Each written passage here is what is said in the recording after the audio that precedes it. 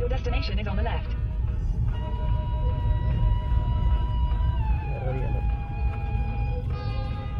ഇതാണ്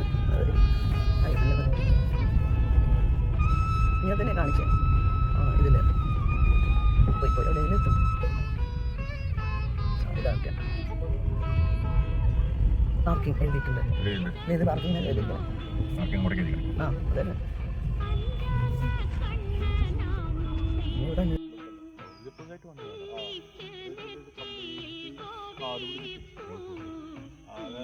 ഇതിലാണ് വെള്ളം ഒരിക്കലും വറ്റാത്ത.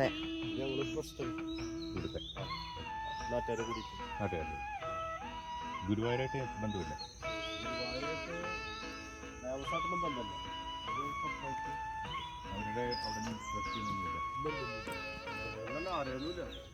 നോക്കൂ, ഇതൊന്ന് പിടിക്കാമോ? സൂക്ഷിച്ച്. അല്ല, അത് തുറന്നിരിക്കുകയാണ്.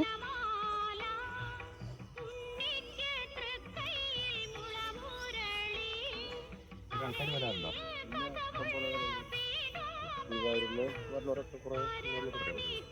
വീഡിയോ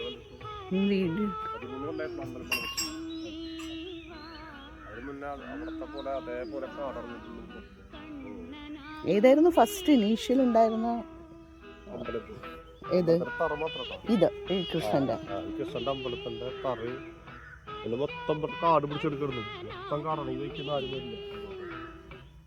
പറഞ്ഞ വഴിയിലൊക്കെ കാട് പിടിച്ചിട്ടേ ഇതെങ്ങനെയോ ഈ അമ്പലം തകർത്തതെന്ന് പറയാൻ പറ്റില്ല. അത്രയും നൂറ്റാണ്ട് പഴക്കം. എങ്ങനെയോ പിന്നെ ആ കള്ളക്കിണറ് അതൊരു 9 കൊല്ലം മേലത്തെ അയച്ചില്ല. അതിൽ വെള്ളം പറ്റില്ല. ആ കള്ള പൂജയ്ക്ക് കിടക്കുന്ന ആ നെറ്റിട്ടുള്ള എവിടെ കിണറ്? നെറ്റിട്ടത്. Okay okay. അത് വെട്ടല്ലോണ്ട് പണിതല്ല. അതൊക്കെ ആറപ്പന്റെ കാലത്ത് പണിതല്ലാന്നറിയില്ല. അത്രയും പഴക്കമുണ്ട്. ഇതൊക്കെ ഉള്ളതിനെ കുറിച്ച് നമ്മൾ കുറച്ച് ആൾക്കാരെ കുറിച്ച് ഒന്ന് വെട്ടി കളിച്ച് പ്രധാനം ചെയ്യുമ്പോഴേക്കും ആകെ കേസായി. കേസ് ഇവിടെ അമ്പലം വേണ്ടാന്ന് വെച്ചിട്ട് നമ്മളെ ആൾക്കാർ തന്നെ കുറെ ആൾക്കാർ അതില് മാറ്റി വിളിച്ചിട്ട് അങ്ങനെ ഒരു ഇത് അമ്പലം വേണ്ട.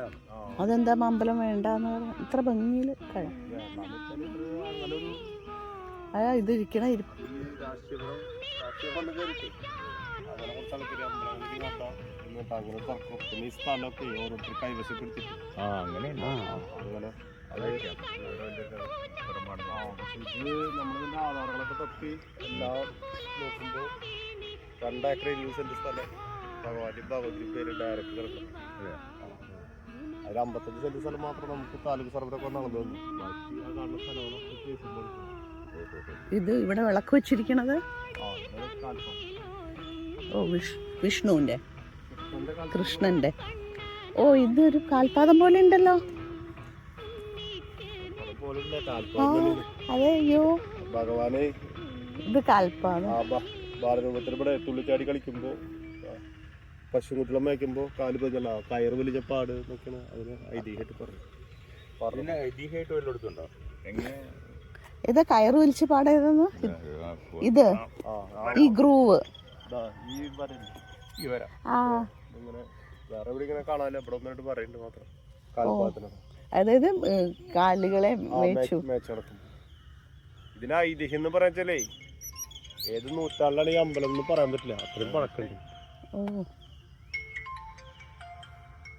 നല്ല ഭംഗിയുള്ള സ്ഥലം. ഹലോ,